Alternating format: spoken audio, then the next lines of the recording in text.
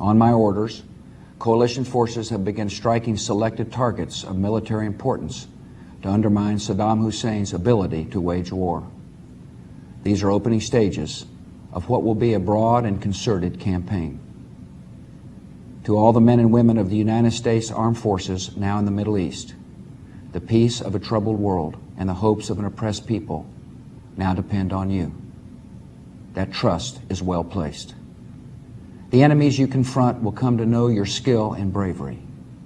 The people you liberate will witness the honorable and decent spirit of the American military. In this conflict, America faces an enemy who has no regard for conventions of war or rules of morality. Saddam Hussein has placed Iraqi troops and equipment in civilian areas, attempting to use innocent men, women, and children as shields for his own military, a final atrocity against his people. I want Americans and all the world to know that coalition forces will make every effort to spare innocent civilians from harm. A campaign on the harsh terrain of a nation as large as California could be longer and more difficult than some predict. And helping Iraqis achieve a united, stable, and free country will require our sustained commitment. We come to Iraq with respect for its citizens, for their great civilization, and for the religious faiths they practice. We have no ambition in Iraq except to remove a threat and restore control of that country to its own people. Now that conflict has come, the only way to limit its duration is to apply decisive force. And I assure you, this will not be a campaign of half measures, and we will accept no outcome but victory. We will pass through this time of peril and carry on the work of peace. We will defend our freedom. We will bring freedom to others, and we will prevail.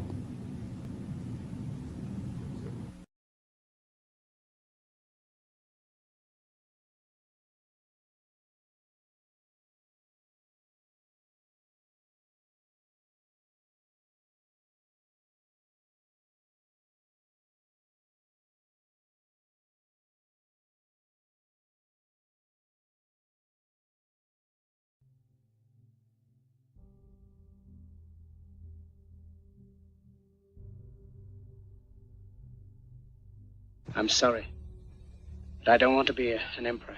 That's not my business. I don't want to rule or conquer anyone. I should like to help everyone if possible. Jew, Gentile, black man, white. We all want to help one another. Human beings are like that. We want to live by each other's happiness, not by each other's misery. We don't want to hate and despise one another. In this world, there's room for everyone, and the good earth is rich and can provide for everyone. The way of life can be free and beautiful. But we have lost the way.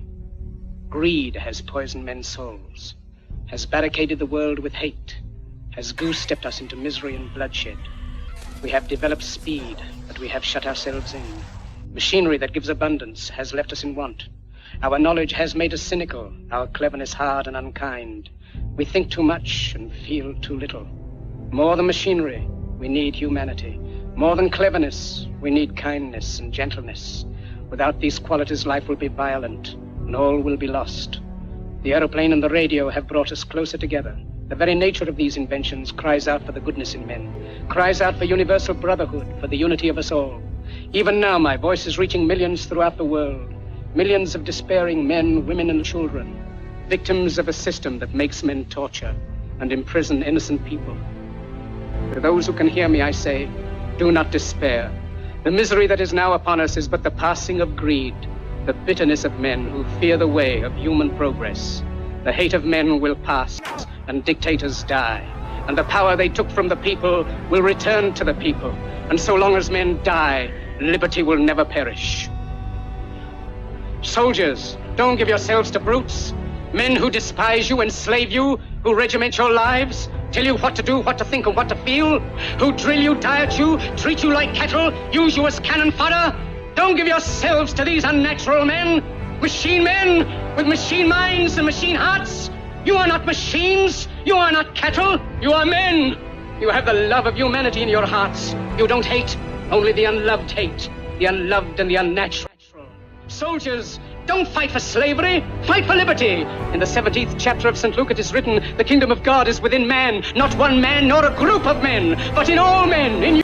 You, the people, have the power to create machines, the power to create happiness. You, the people, have the power to make this life free and beautiful, to make this life a wonderful adventure.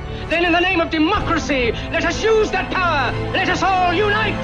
Let us fight for a new world, a decent world, that will give men a chance to work, that will give youth a future and old age a security. By the promise of these things, brutes have risen to power, but they lie. They do not fulfill that promise. They never will. Dictators free themselves, but they enslave the people. Now let us fight to fulfill that promise. Let us fight to free the world, to do away with national barriers, to do away with greed, with hate and intolerance. Let us fight for a world of reason, a world where science and progress will lead to all men's. Soldiers, in the name of democracy, let us all unite!